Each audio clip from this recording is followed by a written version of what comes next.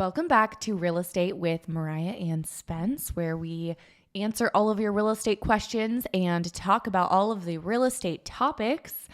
Today we have a fun show. We're going to talk about a comment that we received on one of our channels, a video about listing houses, and someone had a comment. They had a few things to say about being a listing agent, what listing agents do, and kind of realtors in general. And what was in the comment are basically just some common misconceptions that we hear often as real estate professionals. So we thought it would be fun to just break it down and dissect this comment and respond back to them, answering their question. And then, of course, we will end with our viewer questions. The thing I love about just talking about comments in general is everybody's obligated to an opinion, right? So we honor what you guys have to say. I hope you guys honor what we have to say, because in the end, we've heard this so many times, it doesn't really even affect us anymore, or at least it doesn't affect me. Yeah. So, for instance, we're door knocking. This is like 3-4 years ago. And for whatever reason, somebody, because everybody has like Ring doorbells, nowadays, and they want to take videos and just see who's at their door. It's always fun while you're not home. But we're out there doing our job, door knocking. And that later that night, I just start getting tons of notifications and text messages saying, dude, Spence, you should check this out. And I'm like, what? Well, this is a photo someone had taken of Mariah on a Ring doorbell and cropped the photo to make it her worst face possible. Well, the face that I was making in the picture, I was like looking up at the camera because it was like they're up high. It was from like a security camera up high by their door as I was like about to knock on the door. And, as we do as real estate agents, nothing wrong with that in our area, at least. Some areas you're not allowed to. But the face I was making was just like, I can't even make it again. It was really... It was just really embarrassing. Face. But the moral of the story is people are out there to make you look bad. He posted it on a community Facebook page, basically. And that's why people were messaging us saying like, did you see this? But it just so happens to be the community that we're from, and everybody seems to know one of us. And so there's a lot of people that had our backs, a lot of people commenting back saying, hey, dude, they're just doing their job. Leave them alone. And then like he was technically in a way being like a bully, like they talk about cyberbullying in high school, when we were in high school, at least. Yeah. He was literally doing that exact same thing, but being a full grown adult. And that's where I kind of thought it was like so weird that people are just out there to get you. Right. But here's the reality. We can't be mad at him because he doesn't understand our business. He doesn't understand real estate nor how it works. And generally that's people, and that's why we're here. This is an educational channel for you guys to understand our jobs, what we do, our priorities, so we can help you. Because in the end, what we've come to know, and globally, nationally, what people have come to know about real estate is somebody needs an agent one way or another. Maybe it's now, maybe it's later, maybe it's never in your life, but somebody, might not be you, but somebody will need an agent by the end of their lifetime. Hopefully they do, because buying real estate is a really great decision. So, that's good.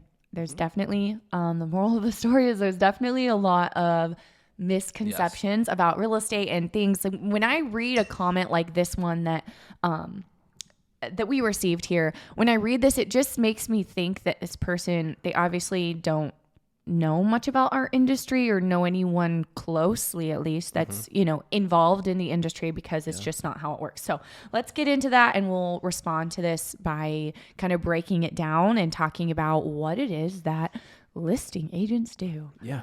What happens when you get your home listed? Okay. So the comment said, "This is what agents do, ... convincing owners to list. Not how to market a property, how to convince owners to give them a huge payday. Agents work really hard, ... at selling themselves. What does a listing agent do on a property? They list it on the MLS. They hire a photographer to take photos, provide a sign to advertise ... themselves, do an open house using your property to sell themselves, and collect contact information of people they can target to market themselves to. That is only half of the comment, but you get the picture. Good. He went on. Yeah. And I can understand, I could totally understand why you would think that about real estate agents if you've never like been in the business yourself successfully. I could totally understand that. So I don't blame him. Yeah. Seriously, I don't blame this comment. We do list your property on the MLS. That's a fact. That's true. Yeah. We do hire with our own out of pocket. It's it's not paid for by a company or whatever. As real estate agents, it's on you. You're your own business owner. You pay for your photographer.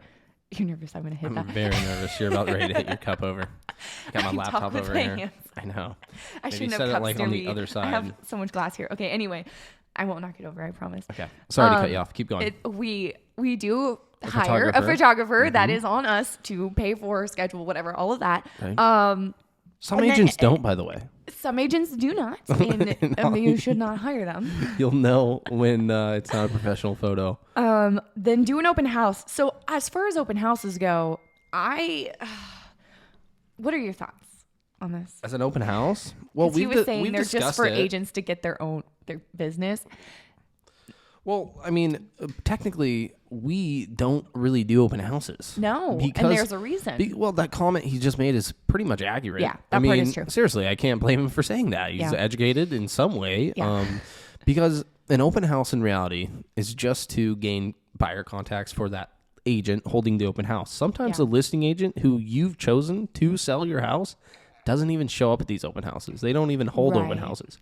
And it's because they want to give new agents, usually in their office, some don't even have to be in their office to hold this open house. They just ask around if they have a friend that's available that weekend. Hey, can you hold up my open house? They're usually going to say yes, and here's why. This new agent needs clients, right? Yeah. They need somebody to work with. They need opportunity because real estate's hard. It's a really hard game to be in. And if you don't have the contacts or the clients, then you're really kind of just twiddling your thumbs and like tossing a penny into the pond saying make a wish, So those open houses are really meant for buyer lead generation. That's really it. The way I see it is if a buyer is qualified, willing, and ready and able to buy a house, and they are interested in your property enough to make a solid offer, they're going to schedule a time to go see it with their agent. They are not going to just wait for the open house to happen. And so that's I don't know. That's my view on it. If we have a seller that really is insistent on an open house, then we'll make it happen. But it's definitely not part of our business model. And that's why, because we're not trying to get buyer leads from open houses. That's just not what we're doing at this point. But I am actually, I've been talking with my personal lender, who I refer a lot of our clients to, about holding more open houses because it does benefit a lot of people and the lender in general. I've been seeing a lot of lenders at open houses lately. Yeah, me too. And I hadn't seen that, in the past few years, especially through what's been going on in the world, So it's kind of nice, though. It's like that refreshment of people are holding open houses. Lenders are back to their, pamphlets, packets, trying to gain more contacts. But that alone just tells you they're not really there to sell the house. And, they could end up selling the house. I'm not saying an open house doesn't. Absolutely. It's happened. Because it does happen. Yeah. Yeah. But generally speaking. Where I used to think open houses were more beneficial personally is like maybe 5 years ago when the market was different and homes were on the market longer, and it did open up to like, maybe a buyer's driving by. Nowadays, it's so competitive that it's like, and it's even more, like we know buyers statistically are looking the first and the most often online. That's like really where they're looking. It's not like signs driving around anymore. And I've even seen that change just from the time I've been in the business. When I got into the business, I definitely noticed like a difference in that even now in just like everything being even more online. Is I can't even get my listing to that open house weekend for the most part because I have such it's gonna good sell. Offers coming in throughout the week. Yeah. And if you aren't getting multiple showings at least throughout the week to get at least one offer, it could be a conversation you need to be having with your seller or selling agent and saying, hey, I think maybe we need to make an adjustment, whether it's marketing, whether it's price, whether it's condition. Yeah. It's a conversation you need to have. So let's just talk about what do listing agents do? That's a good one. So he talked about, his opinion. What's the reality of it? Well, he wasn't terribly off when it was like, hey, you have to market yourself, right? Because there's so many homes. Think about it. We all live in neighborhoods, right? And if we live in rural, we have a neighbor a mile away at max. Okay. So somebody has to know of you in order for you to get business, because that's what we do, right? As realtors, we need business just like you go to work every day. Our business is our work. So we have to build contacts, build clientele. And a lot of our jobs is that exactly, is getting business, talking to people, communicating, and that prospecting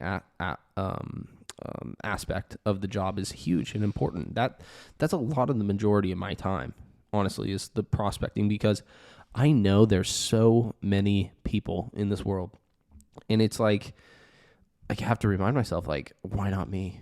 Right. Because like I said, there's so many houses. Not everybody knows you. How can you know everybody? Right. And so that self-promotion side of real estate is huge. Right.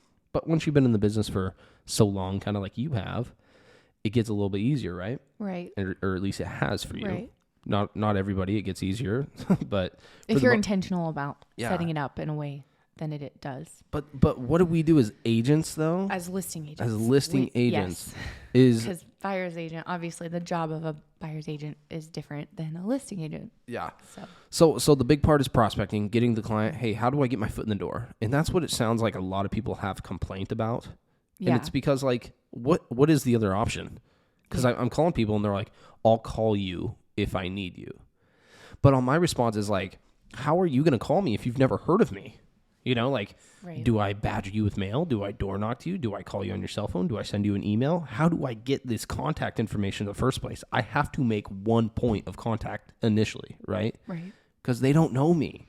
Right. And you're benefiting them, because think about it. There's the seller. There's so many people who have their license. This is a very, very saturated business, oversaturated. And many of these people that they're maybe being referred to, or that they're just looking at on Zillow or going to use, are not going to be doing a great job for them. Maybe they're not don't list a lot of houses, or whatever it is. And so you're actually doing them a service by going out of your way and trying to help them, right, even though they don't see it that way. They don't know. A lot of time in you're the actually initial helping contact. them, because they do need you. They need a solid agent. It does make a difference. Yeah. And you and I were even talking about it, and we've been seeing more and more signs, at least I have, of Redfin agents. Oh, yeah. Those type of things, the discount brokers and stuff like that. But like, I just see their signs like forever, I feel like. Oh, like they like are it's just on the stuck market in a that long time. yard. It never leaves. And it's like, gosh, what's happening? So like, it makes me want to look up that address almost. Right. It's like a negative side of marketing. Yeah. What's happening with the home? Why is that a sign in the yard so long? Yeah. Yes. Okay. So some listing agents, something else that they do is so part of our job as real estate agents, of course, there's a lot of back end work that people just don't see on both the buyer's end and the seller's end. There's a lot of things that agents are doing behind the scenes that you're just not going to know about, transactional type things, whatever. But besides that, one of the main parts of our job is that we are a local expert and we are a advisor. And that's so that's a huge thing that a listing agent does, is we are experts on the market, and we can help advise you on how to get your home ready to sell, on what the process, what to expect, but also on like the price point. That's a big deal. Yeah. Knowing, I love that term though, that you just said, the advisor. Yeah. That's like part of our job title. Don't get it mixed though. What? We're not a dictator. We're not telling you how to do your business. We have to advise you as to our opinion of what we think the market in your home's worth, what maybe you should do to improve your home to get it to what you think it might be worth. We tell you, and then it's up to you to do what you want with that advice. But we're someone who is constantly seeing things, a lot more than the average person just in the general public would. So that's a big part of what listing agents do and like the value of them. Isn't it funny though? Like What? seeing so many homes, it kind of becomes like second nature. Like we're not I would say professionals in the home buying business like a investor would be. We're on our third house. Cool. Right. We're still young. Yeah. We've been through the process enough. I would think personally, we but can do a transaction on our own if we weren't real estate agents. Right. But we do way more transactions than our own personal transactions. Think about that, guys. Of course. And so we have been through the scenarios, the opinions, the options of how to deal with the negotiation, the option of maybe should you do the repair, should you not do the repair, the mind game aspect of it, to where we can give you the advice, just like Mariah said, and it's somewhat accurate to where you're going to come out on top working with this listing specialist. Mm-hmm. And I think that's huge for you because that's going to save you money. And I care about money in a transaction. I feel like you guys should too. Yeah. Who doesn't? Why are you selling your house? You're here to make money, but then also to move on to where you need to be. Mm-hmm. But a huge part of real estate is making money. It's a huge investment in soil. Yeah. And that's always the goal of a listing agent, is to help the seller walk away with the most amount of money as possible, of course, and to sell in the quickest amount of time and in the smoothest manner possible. So I guess you could say, in a nutshell, those three things. That's like the goal of a listing agent. In order to get from the beginning of a transaction to the end of a transaction, it sometimes isn't always smooth, and I can attest to that. It's sometimes just completely out of our control. Very rare that happens with us, and here's why: we have built such a good team behind us. We've put things into place that we've gone through that trial and error period, and we know of who to work with when it comes to lending, title, us, inspector, appraiser. I can get a second opinion any day of the week. Right. And those are all because of the communications, but then the what's it called? Relationships we've developed over the years, and people have now become so comfortable working with us. It's fun. It is fun. It's become more fun, and that's where it's like, just don't be mad if I call you out of the blue, because that's actually something I was going to say as another thing that is a value that your listing agent and your buyer's agent brings to you, or can or should bring to you, is a list of vendors and people who either they've used or they have clients who used, or they know are just good, solid recommendations, especially because like a lot of our clients aren't from the area and they don't know who to call for anything. And so having an agent that can point you in the right direction, I think, is really a valuable thing as well. That's massive. Yeah. And that's been another cool thing about what we've been able to put together over the years of working in this business and industry, is those relations with not just the professional side of getting a transaction closed, but then like the other contract professional side of who do we trust? Who can you work with? Because in that industry right now, just kind of like realtors, there's so many of them. Mm-hmm. I don't know who to call. I don't know who to work with. I can Google anybody. I can Google a big company. Yeah. No, it makes but who's going to actually get in on time? Difference. Like, especially in the middle of a transaction. And a lot of these people that we use, the vendors, have taken us years of trial and error of using people who we weren't that impressed with or just didn't have good experience with to find. So we save you as our client the hard work of having to have bad experiences. Hopefully. I mean, obviously we can't make any promises. Sometimes things still happen and it's just, whatever. That still happens sometimes. But if we could save you that pain of a bad experience, then that's the goal. In general, I mean, we've gone through the trial and error with, hey, are they expensive? Or is it cost effective for you? What position are you in? What's the quality of work you want? Yeah. That type of thing. And so that's another benefit of having a real estate agent, a selling professional working for you, because you can get those advice, those recommendations for you. And that's just a free service. Right. Okay. So do you have anything else to add about what listing agents do?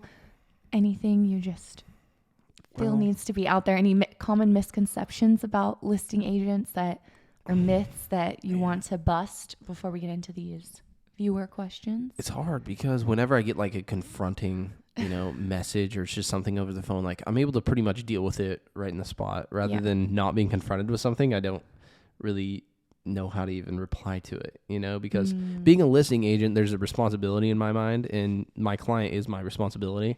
And so if it's like an answer I just can't even give in the beginning, like say I get a question about the septic or their sewer, like when it was put in or when it was ever replaced, or give me tax records on it, for instance, those are all parts of our jobs, those little due diligence duties that make my client more happy when they don't have to do it. Right. So I'm doing it for them. Right. Not every agent does that, but I do that. And it's to provide an answer quick in a timely manner to keep the transaction flowing so you can put coin in your pocket. Right. Yeah. Going the extra mile for your sellers. Going the extra mile. All right. Let me pull up these questions here. Okay. So also, if you have any real estate questions for us to answer in a future video, home buying, selling, investing, anything in between, feel free to send them our way. I'll put our contact information in the description below. Best way to reach us is usually email or through our website. So that'll be in there. Okay. We'll get back to you. Yes. First question is, some homes are listed as pending or contingent. Are they not for sale? I get that a lot, actually. I do. That's a common question. Well, the most common one I get is when Zillow says contingent right of refusal or something like that. Oh. And anytime a home is under contract, it always says contingency, usually on the description on Zillow especially. Yeah. Oh. Because like people like me, what does a contingency mean? That means like, hey, someone needs to sell their home in order to buy this home. So it gives a buyer opportunity if they're not in that. Yeah, the door's still open, right? Yeah. But generally speaking, I'm happy to check on it for anybody because I always do. But I always get the same reply of, no, it's under contract. Same. I get that a lot too. Yeah. Darn Zillow. I know. You just need to update their stuff. So verbiage. So to answer the question, is a home that's pending or contingent still available? Those are two different things. Pending basically just means that, so there's active, which is the home's for sale, it's available. Active under contract means the seller has received an offer and accepted it on the property, but they haven't gone through like their inspections period, for example. So there's a chance things could fall through. Mm-hmm. Usually it doesn't happen, but we could keep our eye on it and see if it'll come back available. And then pending is after the contingencies are removed, after the inspection period's over. So of course a transaction can technically fall apart at any point, but if a transaction falls apart, like when it's pending, that's very rare. So usually that won't happen. And then contingent, Spencer just explained. Yeah, I believe you did. Yeah. Okay. Next question. Everyone is saying it's a seller market. Is it a bad idea to buy now? So that reminds me of, I just saw, I don't know if you saw this, but I shared it like a week ago. A lender made a reel on Instagram and I shared it on my story. And basically they were saying, it was in a funny way, but what they were saying was, my friend asked me if it's too late to say sorry for telling them not to buy a house in 2020, or something about telling someone not to buy a house in 2020. And they were upset basically they told them.